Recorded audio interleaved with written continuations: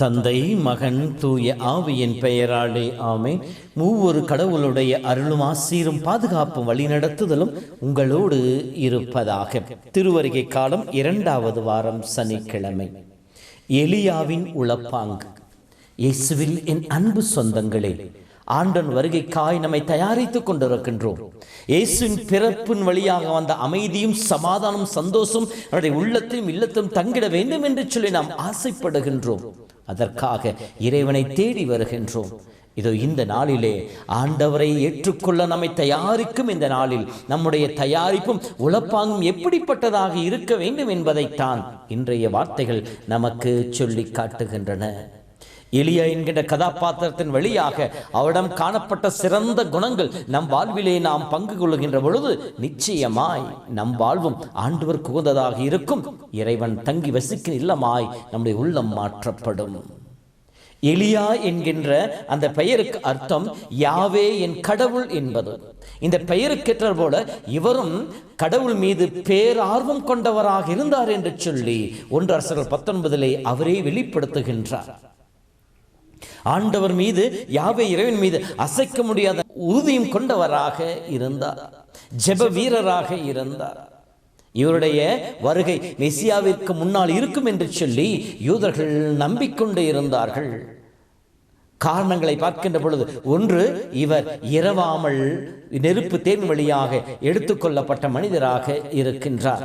மேலும் மலாக்கி புத்தகம் 4:5 படிக்கின்ற பொழுது, மெசியான் வருகைக்கு முன்னால் எலியா தோன்றுவார். அவர் தோன்றி மக்களின் உள்ளங்களை உறுதிப்படுத்துவார். அவர் மக்களின் உள்ளங்களை ஆண்டவர் பக்கம் திருப்புவார் என்ற வார்த்தைக்கு ஏற்றார் போலவும் எலியா வர வேண்டும் என்று சொல்லி காத்து கொண்டிருந்தார்கள். எலியா பழைய ஏற்பாட்டிலே மிகப்பெரிய ஒரு இறைவாக்கினர். அற்புதங்களை செய்து ஆண்டோடைய இருப்பை வெளிப்படுத்தியவர். மக்கள் தவறிச்சின நேரங்களிலே, மாற்று தெய்வத்தை வழிபட்ட நேரங்களிலே அவர்களை எல்லாம் திருத்தி யாவை இறைவன் பக்கம் கொண்டு வந்து சேர்த்த ஒப்பற்ற ஒரு இறைவாக்கினராக இருந்தார். வானத்தின் பனகலிகளை அடைத்து 3.5 ஆண்டுகள் மழை பெய்யாமல் இருக்க செய்தார். மீண்டும் இறை வார்த்தையின் பிரகாரம் மழை பொழிவை ஏற்படுத்தினார். இறந்த மகனுக்கு உயிரை பெற்றுக் கொடுத்தார். வானத்தில் நெருப்பை பொழியச் செய்து 1 முறை அல்ல 3 முறை பொழியச் செய்து யாவேவே உண்மையான இறைவன் என்று சொல்லி வெளிப்படுத்துபவராக இருந்தார். இப்படி அற்புதத்தை செய்த பெரிய இறைவாக்கினரால் இயேசு உருமாற்றத்தின் பொழுதும் மோசேவோடு தோன்றி இயேசுவின் பாடுகளை பற்றி சிந்தித்ததாக லூக்கா புத்தகம் 17 நாம் படிக்கின்றோம். இந்த எலியாவின் மனப்பாங்கு நமதாக மாற வேண்டும். அவரிடம் காணப்பட்ட சிறப்பு குணங்கள், ஒன்று, ஜெப வீரராக இருந்தார். யாக்கோபு புத்தகம் 5:17-18 படிக்கிற பொழுது, எலியாவும் நம்மை போல ஒரு சாதாரண மனிதர் தான். ஆனால் அவர் கடவுள் நோக்கி ஜெபிக்கின்ற பொழுது மழை பெய்தது. ஜெபி மீண்டும் ஜெபிக்கின்ற பொழுது மழை நின்று போனது என்று சொல்லப்படுகின்றது. ஜெப வீரராக இருந்தார். நம்முடைய வாழ்வில் சிறப்பாய் நாட்களிலே அதிகமாக ஜெபிப்பவர்களாக, என்னுடைய சித்தத்தை அறிந்து செயல்படுகின்ற அவருடைய ஜெப வீரர்களாய் நாம் மாற வேண்டும். ஜெபத்திற்கு அதிக முக்கியத்துவம் கொடுப்பவர்களாக இருக்க வேண்டும். 2வதாக, இறை வார்த்தையை கேட்டு செயல்படுபவராக இருந்தார். 1 அரசர் புத்தகத்திலே 17 இருக்கின்ற வசனங்களை படிக்கின்ற பொழுது, ஒவ்வொரு நிகழ்வின் பொழுதும் அவர் இறை வார்த்தையின் அடிப்படையிலே இறை குரலை கேட்டு அதன்படி செயல்படுபவராக இருந்தார். இறை வார்த்தை கேட்பவர்களாக இருந்து உங்களை ஏமாற்றிக் கொள்ள வேண்டாம், மாறாக அதை கேட்டு அதன்படி செயல்படுபவர்களாக இருங்கள் என்று சொல்லி யாக்கோபு சொல்லுவாரே, அதை போல நாம் இறை வார்த்தையை கேட்டு நடப்பவர்களாக இருக்க வேண்டும். அப்படி என்றால் இறை வார்த்தையை படிக்கணும், படித்த இறை வார்த்தையை தியானிக்கணும், தியானித்த இறை வார்த்தையை வாழ்வாக மாற்றுபவர்களாக இருக்க வேண்டும்.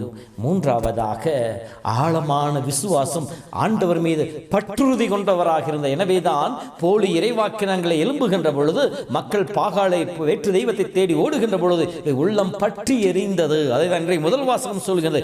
நெருப்பு போல இருந்தால், தீவட்டி போல அவருடைய சொல் பற்றி எரிந்தது என்று சொல்லப்படுகின்றது. அந்த போலி இறைவாக்கிற்கு எதிராக அரசினுடைய ஆதரவு பெற்றிருந்த அந்த போலி இறைவாக்கு எதிராக உறுதியோடு போராட முடிந்தது. யாவே உண்மையான கடவுள் என்று சொல்லி வெளிப்படுத்த முடிந்தது.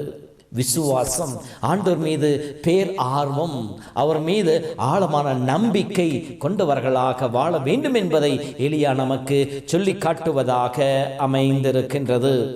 நன்றியுள்ளவராக இருந்தார். அவர் பஞ்சத்தின் பொழுது சாரிபாத்து நகருக்கு செல்லுகிற பொழுது அங்கே இருந்த ஒரு கைம்பெண், கணவனை இழந்தவர், தன் மகனோடு வாழ்ந்து கொண்டிருக்கின்ற பொழுது அந்த பெண் வழியாக கடவுள் இவருக்கு உணவு கொடுக்கின்றார், இவரை பாதுகாக்கின்றார்.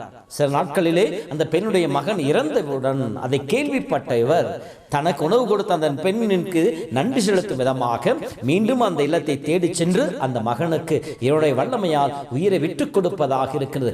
நன்றி உள்ளவர்களாக இருக்க வேண்டும். கடவுளுக்கும் அதே போல நம்மோடு இருக்கின்ற மனிதர்களுக்கும் இந்த நன்றி உள்ளத்தோடு நாம் வாழ முற்படுகின்ற பொழுது இறைவன் ஆசீரை நாமும் பெற்றுக்கொள்வோம். மன நிறைவும் சந்தோஷம் நம் உள்ளத்தில் இருக்கும், நம்மோடு இருக்கின்ற மனிதர்களுக்கும் இருக்கும். ஆகவே இந்த எலியாவின் உளப்பாங்கை நமதாக மாற்றிக்கொள்வோம். அதன் வழியாக ஜெபிக்கின்றவர்களாக, இறை வார்த்தை வாசித்து தியானித்து செயல்படுத்துபவர்களாக, நன்றி உள்ளவர்களாக, அதே போல ஆண்டவர் மீது பேரார்வம் கொண்டவர்களாக இந்த நாளிலே நாம் வாழ முற்படுகின்ற பொழுது நிச்சயமாக இயேசுவின் வருகை நம் ஒவ்வொருவருக்கும் வாழ்வை கொடுக்கக்கூடியதாக இருக்கும். அதுதான் இன்றைய முதல் வாசகத்தின் இறுதி வார்த்தை, நாமும் உறுதியாய் வாழ்வோம் என்கின்றது. ஆண்டவரிலே வாழ்வோம். ஆண்டவரை நமக்கு வாழ்வை கொடுத்து நம்மை செழித்தோங்க செய்வார். இத்தகைய அருள்வரங்களை பெற்றுக்கொள்ள உங்களை வாழ்த்துகிறேன். கடவுள் உங்களோடு இருந்து உங்களை வழிநடத்துவாராக.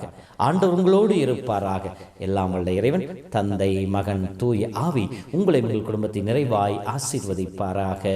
ஆமேன்.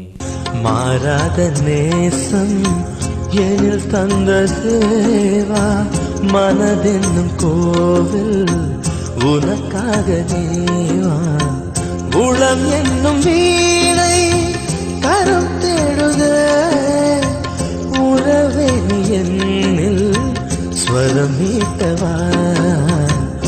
மாறாத நேசம் எனில் தந்த தேவா, மனதென்னும் கோவில் உனக்காக நீவா.